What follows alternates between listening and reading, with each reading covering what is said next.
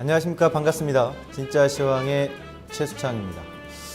네, 7월 20일 벌써 어느덧 7월 한 달이 총 23거래일 쉬는 날이 없죠. 공휴일이 따로 없었는데 굉장히 긴 한 달입니다. 이제 절반을 넘어서고 있는 것 같아요. 이제 이번 주하고 다음 주. 과연 7월이 월봉상 양봉이 나올 거냐. 특히 이 월봉상의 결정적인 힘은 이번 주하고 다음 주에 나타날 거란 말이죠. 굉장히 중요한 거죠. 이런 말 있잖아요. 뒤끝이 좋아야 돼요. 그러니까 시장이 정말 잘 살아나려고 하는 힘이라면 이번 주와 다음 주의 뒷심이 좋아야 된다 이거죠. 그런 과정이 나올지 한번 살펴보도록 하고, 자, 진짜 시황 들어가도록 하겠습니다. 종합주가지수 흐름이 얼마나 어느 위치에 와 있는지 한번 보도록 하겠습니다. 2072포인트네요. 고만고만하죠.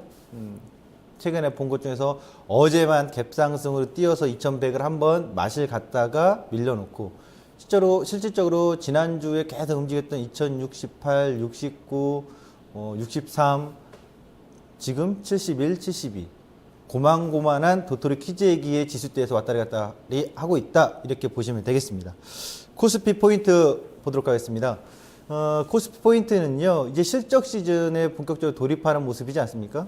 그래서 이건 사실 이제 배워 산다 같은 코너에서 해야 되는 내용인데 또 설명을 안 해드리고서 할 수는 없을 것 같아서, 실적 시즌 돌입.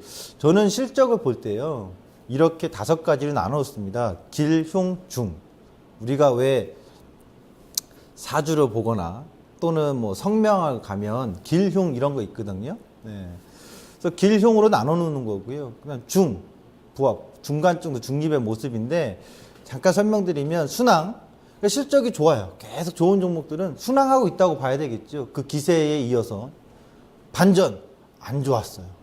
그런데 확 올라가요. 우리가 증시에서는 터닝 포인트, 턴어라운드 종목 이렇게 얘기하잖아요. 그걸 제가 표현을 해놓은 거고요. 흉, 침몰되고 있고 누가 봐도 안 좋을 거라는 거 뻔히 알고 있어요. 대다수의 모든 그 투자자의 눈이 쟤는 안 좋아. 역시 안 좋아요. 계속 침몰하고 있는 거죠. 좌초된 거 뭐냐? 괜찮게 가고 있었어요. 평탄하게. 그런데 갑자기 확 빠져요. 실적이 말도 안 될 만큼 안 좋게 나온 거죠. 반전의 턴어라운드 종목하고 반대의 의미죠. 좌초됐다. 전 그렇게 실적의 분기별로 체크를 해놓거든요. 그리고 중, 예상치에 부합을 하고 누구나 그냥 좋을 거야 이번에는 예상을 해서 그거에 부합한 정도의 수준, 또는 안 좋을 거라고 봤는데 역시나 그 정도네 라고 했던 부합하는 거죠.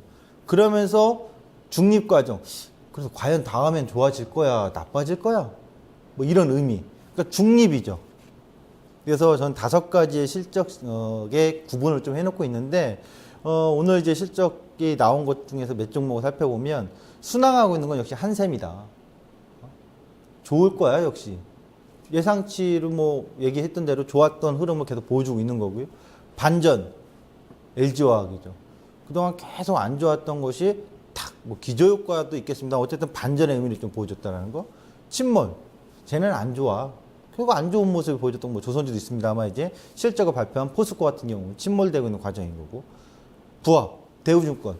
증권주들은 누가 봐도 좋을 거라는 걸 다들 예상을 할 수 있었던 상황이었잖아요. 거래대금 증가돼 있고요. 여러 면으로. 그래서 지금 부합이 돼서 중간에 중립의 과정. 그래서 앞으로 더 좋을 거냐 말 거냐 중간에 있거든요. 그 과정에 오늘은 실적 시즌에 대해서 종목을 좀 살펴보도록 하겠습니다. 먼저 한샘을 한번 주가를 모습을 보도록 하겠습니다. 한샘을 보면요.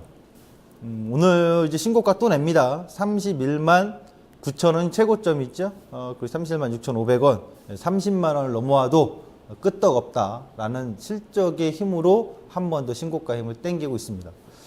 자, 보면 더 가도록 하죠. 이 한샘의 공시입니다. 전자공시에 나온 걸 그대로 갖고 나온 겁니다. 여러분들도 꼼꼼히 이렇게 하나씩 본인이 관심 있는 종목이나 보유한 종목들을 살펴보면서 가졌으면 좋겠습니다. 매출액이 전기 대비 전기 실적보다도 이번 단기 실적이 좋았고요. 확대도 보시면 이제 8.7% 증가가 나왔고, 영업이익률도 보시면 27881, 38515 그렇죠? 영업이익도 좋았습니다. 38% 증가를 해줬고요. 전년 동기 대비해서도 영업이익이 증가했다. 58%. 그럼 주가의 한번 모습을 비교해서 보여드릴게요. 저 이제 구간으로 보거든요. 분기별로 보는 거예요. 보시면 차트를 잠깐 보시죠.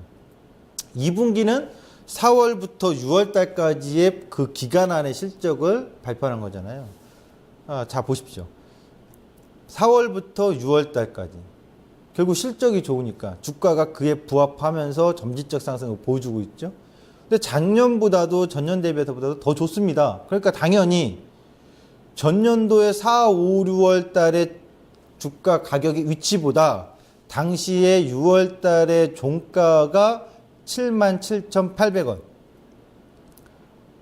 이 정도인데요.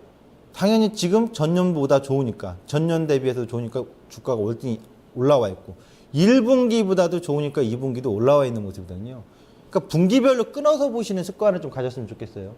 그래서 지금은 또 이제 2분기에 대한 실적을 그대로 주가는 반영하고 있는 모습이고 현재 이제 7월달 들어와서는 향후 3분기에 대한 실적에 대해서 뭐예요? 반응을 좀 하고 있는 거겠죠. 이 반응의 힘이 제대로 지켜주려면 당연히 7월이죠. 7월에 최저점을 깨져서는 안 되겠죠.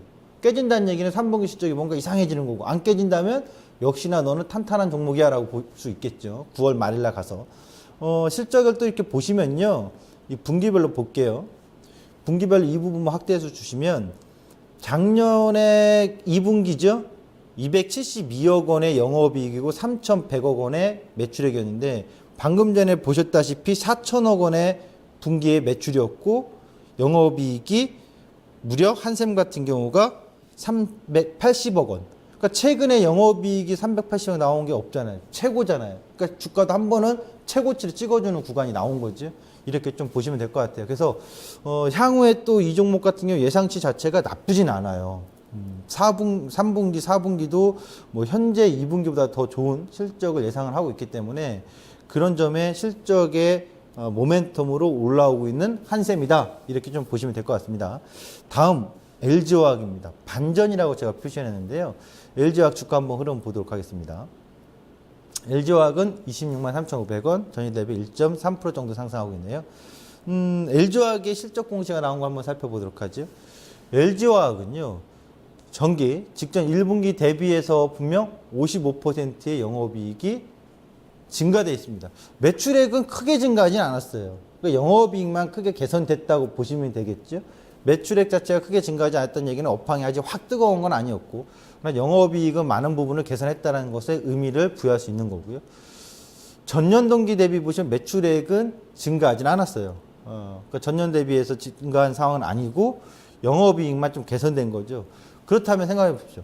매출 자체도 아까 증가했던 한샘 같은 경우는 확 달리는 모습이고 LG화학 같은 경우는 매출은 크게 증가하지 않아서 영업이익만 개선됐으니까 등락만 심한 과정이 있지 않을까라고 예측을 해볼 수 있는 거죠. 주가도 한번 보도록 하겠습니다.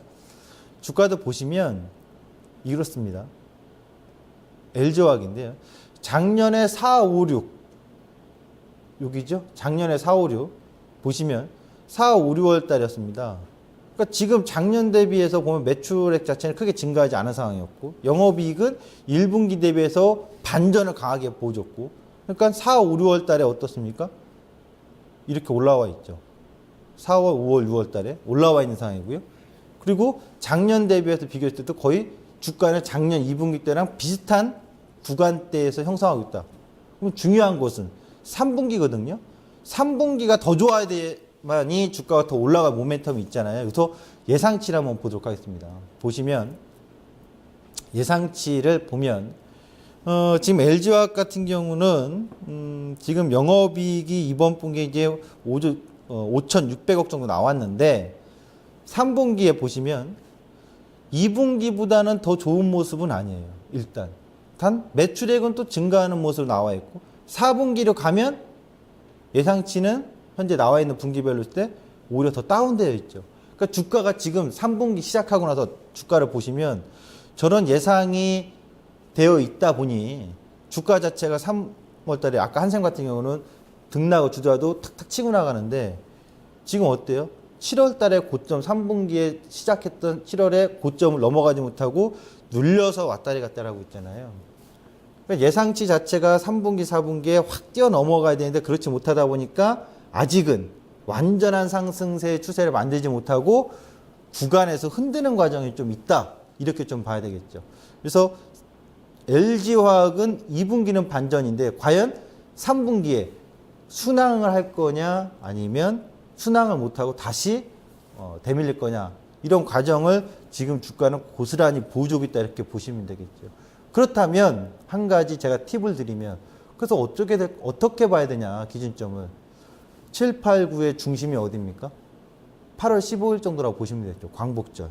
그러니까 시간의 중심에서 결국 실적이라는 것은 7, 8, 9, 3개월을 묶어서 보는데 중간 정도 갔을 때 어느 정도 실적이 나와서 간다라면 주가는 분명 그 시점에서 어떻습니까?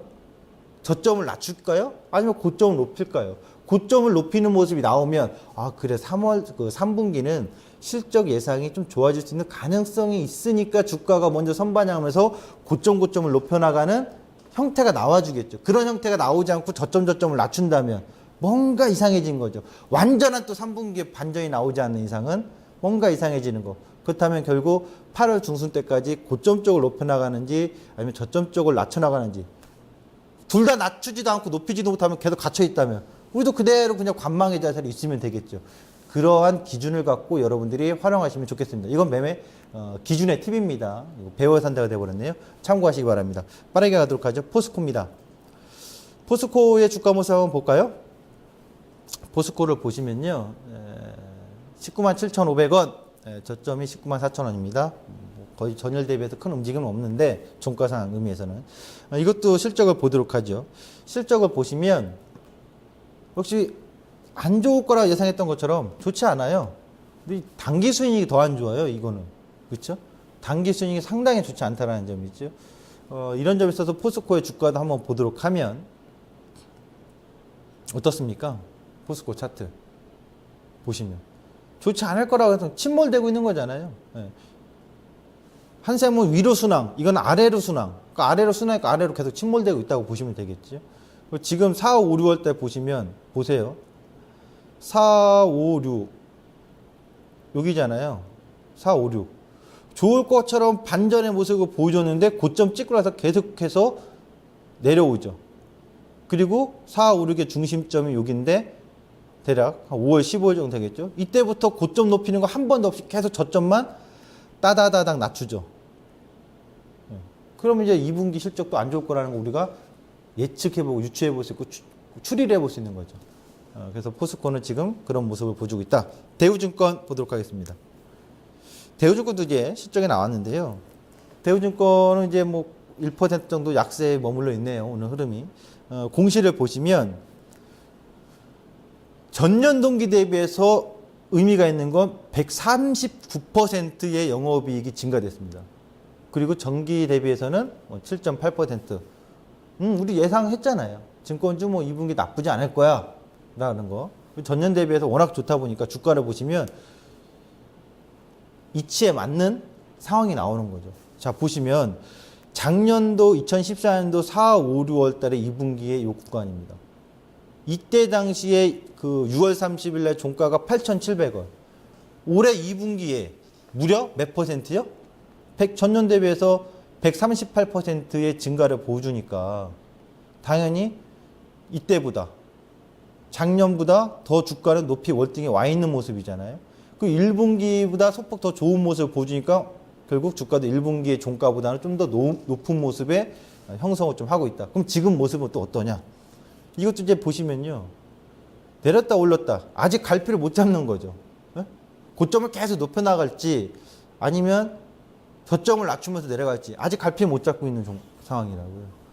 왜 3분기 실적을 보시면 이것도 예상치가 나오는 건데 우리가 예상치라는 것은 항상 정확한 게 아니라 예상을 하고 있다는 거잖아요. 그럼 심리적인 게 반영되겠죠.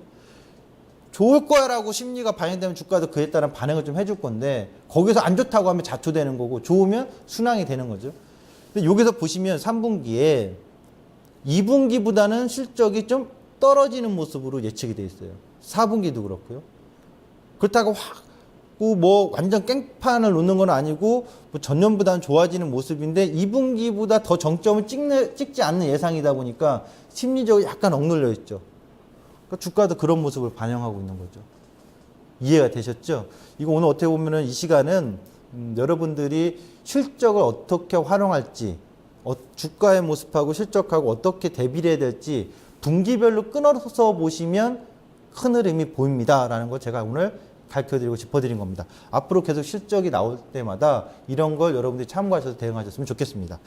자, 이렇게 해서 코스피의 실적에 돌입해서 실적이 발표된 종목들을 살펴봤고요. 코스닥 보도록 하겠습니다. 코스닥 보여주시죠.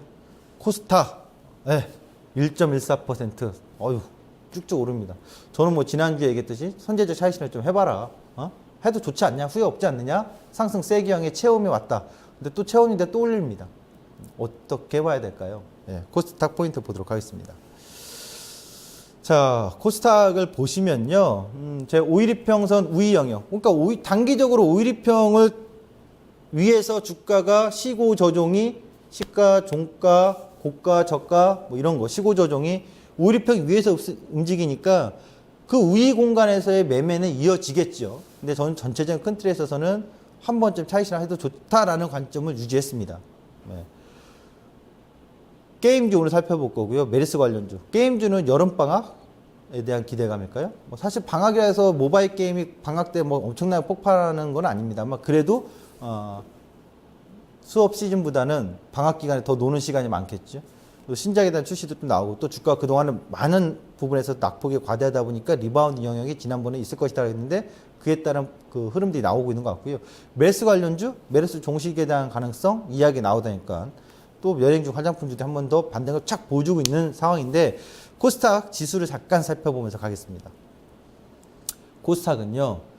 제가 여기다 표현을 못했는데 수급이 깡패입니다. 지금. 어떤 수급이 깡패인 줄 아십니까? 연기금과 투신이 깡패입니다. 과연 여러분 코스닥에 거래소처럼 연기금이 이렇게 많이 싸준 적이 있을까요? 올해 1월 1일부터, 그러니까 1월 첫 거래일부터 2일부터 지금까지 연기금이 한 6, 7천억 원 정도를 코스닥을 매수했습니다. 동시에 투신도 매수합니다. 국내 기관 수급은 거의 다 코스닥에 들어가 있거든요. 그러니까 수급이 깡패인 거죠, 코스닥에. 네. 자, 보시면 이 세기형이 그대로 이어지는 모습이고요. 이것도 마찬가지입니다. 보시면 지금 올랐다 내렸다 변동이 심해지고 있는 거거든요. 이 상승 세기형에 있어서 치고 올렸다가 눌릴지 아니면 이 채워놓고도 좀 더 올라갔다가 흔들어놓을지 이 과정은 결국 단기 이평인 5일 이평을 종가상 이탈하느냐 안 하느냐를 여러분들이 기준점으로 보시면 되겠죠. 자, 저는 이 세기형의 모습 속에서 5일 이평을 기준으로 잡자. 단기적으로 5일 이평을 종가상 이탈하면 변동이 눌리는 거고 이탈하지 않으면 점진 쪽 좀 더 올려서 당기는 힘이 있겠죠. 그것은 결국 수급이 깡패다. 연기금이나 기관들 수급이 코스닥에 올 한 해 상반기 지금까지 굉장히 많이 몰려 있거든요. 그런 점에 좀 포인트를 두자 이렇게 좀 말씀드리겠습니다. 그렇다면 역으로 보면 그들의 전환되는 수급이 의미 있는 시점이 되겠죠. 자, 코스닥 이렇게 좀 살펴봤고요. 이제 지수로 넘어가도록 뉴스 하나 좀 봐야 되겠네요. 메르스 뉴스를 하나 짚어드려야 되는데요. 메르스 뉴스를 좀 봐야 되는데 오늘도 그 시황을 좀 해야 되는데 메르스 뉴스를 보면요. 뭐 자가격리자 전원 해제 나오고 종식 선언이 눈앞에도 있다. 제주도는 사실상 메르스 종식이다. 뭐 인천도 그렇고 부산도 그렇고 이렇게 얘기가 나오고 있죠. 그러니까 이제 이거 관련돼서 또 그동안 짓눌려 있던 종목군들이 변동성을 주면서 축축축 좀 한번 힘을 보여주고 있었던 장세인 것 같습니다. 오늘 하루. 자, 시황으로 가도록 하겠습니다. 시장 이슈입니다. 시장 이슈는요, 유로화 약세 의미. 그러니까 우리가 유로존에서 그리스 문제만 집중했는데 유로화 약세 의미를 좀 해석해야 될 것 같아요. 유로화가 달러의 페러티 거의 1대1이 되는 과정으로 가는 모습인데 계속 약세란 말이에요.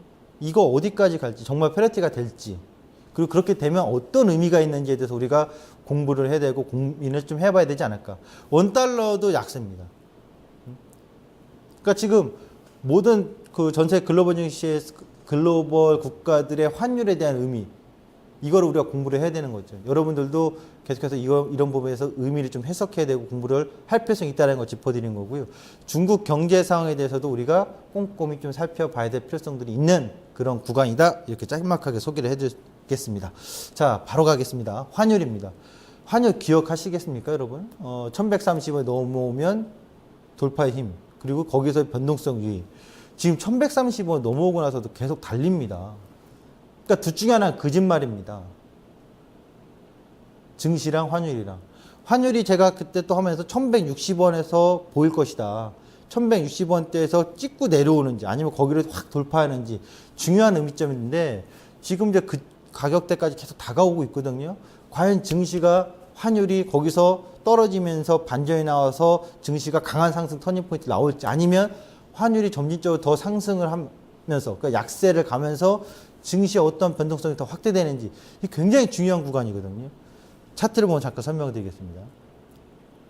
환율을 보시면요. 이 환율이 차트를 보여주시죠. 제가 지난번에 이때 당시가 2010년도인데 2010년도에 1161원이 있어요. 지금 여기까지는 채워놓으려고 하는 모습인데 환율이 올라가는 구간에서 증시가 강한 상승 구간을 보여준 적이 없습니다. 그러니까 이것이 최고점이 돼서 이런 식으로 최고점이 돼서 빠져주면 뭐 그렇다면 증시는 확 땡겨 올라가는 힘이 나오고 그렇지 않고 환율이 계속 점진적 상승 이어지면 증시에는 그닥 강한 힘이 발휘되기는 좀 어렵지 않겠어요? 그러니까 지금 환율에 대해서 굉장히 큰 의미를 가져야 되고 유로화 약세도 우리에게 썩 달갑진 않습니다. 그런 점에 있어서 고민을 좀 많이 해야 되는 구간이다. 이렇게 좀 설명을 드리겠습니다. 코스피 200 분석 들어가도록 하겠습니다. 코스피 200 분석입니다. 이거 지난번에 잡아줬지만 이 삼각지 맥점을 잘 보셔야 되는데요. 넘어와야만이 뭔가 살아나는 힘이 나오는 거거든요. 그게 253.50인데 차트를 또 다시 한 번만 잡아주시기 바라겠습니다. 오늘 차트를 또 많이 잡네요. 보여주시면 이거예요. 코스피 200으로. 코스피 200으로 보면 여기 삼각지 맥점 우하향에서 내려오는 고점 저점을 이어서 그랬더니 여기 맥점이 오는데 공격해도 이게 253.50 정도라고 보시면 되겠죠. 요 맥점을 리바운딩 나와서 만나러 왔는데 넘어가진 못했잖아요. 넘어가지 못한 상태에서 눌리는 거니까 넘어와줘야 뭔가 숨통이 확 트인다고요. 그렇지 않으면 이건 조금만 트인 상승이거든요. 그래서 지금은 그 맥점의 저항을 인식하고 있다. 이렇게 좀 보시면 될 것 같습니다. 코스피 200 분석입니다. 두 번째 분석입니다. 지난주에 이 고저폭을 잡아드렸더니 깜짝 놀라시더라고요. 이 방송을 보면 주식을 떠나야 될 것 같다라는 분도 계시고 떠나긴 왜 떠납니까? 버리면 되지. 팔면 되는 거잖아요. 예. 아니면 또 살 때게 되면 사면 되는 거고요. 이 가능성을 제가 그림으로 좀 그려드렸습니다. 보여주시죠. 제가 이제 손가락으로 그려드렸는데 핑거 하트가 되는 것 같은데요. 자, 보시죠. 아까 1번, 2번, 3번 막대 잘 보세요. 1번 같은 경우는 이 빨간색 가능성이 있는 거죠. 고저폭이 246에서 261대란다면 밀려도 246 안 깰 거고 빨간색처럼 올랐다가 눌렀다가 뭐 이렇게 올라가는 거래요. 아니면 오늘 뭐 하루 이틀 더 눌렀다가 248, 7까지 눌렀다가 쫙 올라갔다가 고점 돌파하고 그리고 눌러서 왔다리 갔다리. 이게 1번의 고저폭이 때 나오는 가능성 그림이고요. 2번의 그림은 뺐다 올렸다 계속 가두는 거예요. 어디서? 중요 기준이 기억하시면 248, 247에서. 그러니까 248, 247에서 계속 왔다 갔다 하다가 이렇게 빠지는 거죠. 이게 2번 가능성이에요. 요것도 하나 더. 246 왔다 갔다.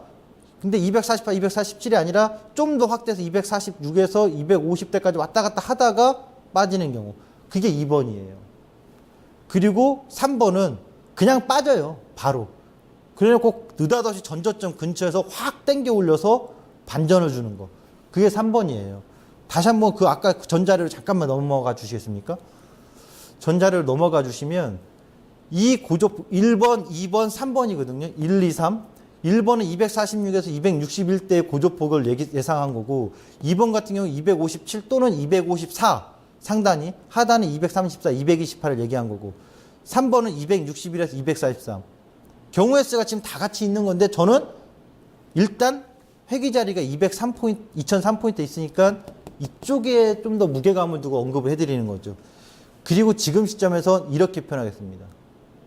염일방일로 하나를 버리면서 올라오는 걸 버리면서 매도 때리는 관점으로 볼 수도 있는데 그것보다는 양자택일, 임기응변이 필요한 구간이에요. 그러니까 이쪽이 좀 무게감이 있습니다만 양자택일이라고 임기응변이라는 얘기는 현재 왔다 갔다가 이렇게 올라갔지. 1번처럼 됐지. 2번처럼 됐지. 둘 중에 하나의 가능성을 놓고서 기준점을 본인이 잡아가면서 변화되는 시점에서의 어떤 대응을 할 준비를 하셔야 되겠죠. 이해되시죠? 아, 상승의 조건일 때는 이런 가능성이구나. 하락의 조건일 때는 이런 가능성이구나. 그 기준점이 248과 247이 이탈되느냐, 지지냐, 완전한 지지냐. 이걸 기준으로 유연하게 대응해줘야 될 구간이다. 여전히 이렇게 좀 말씀드리겠고요. 저는 내일 이 시간에 다시 돌아오도록 하겠습니다. 진짜 시황의 최수창이었습니다.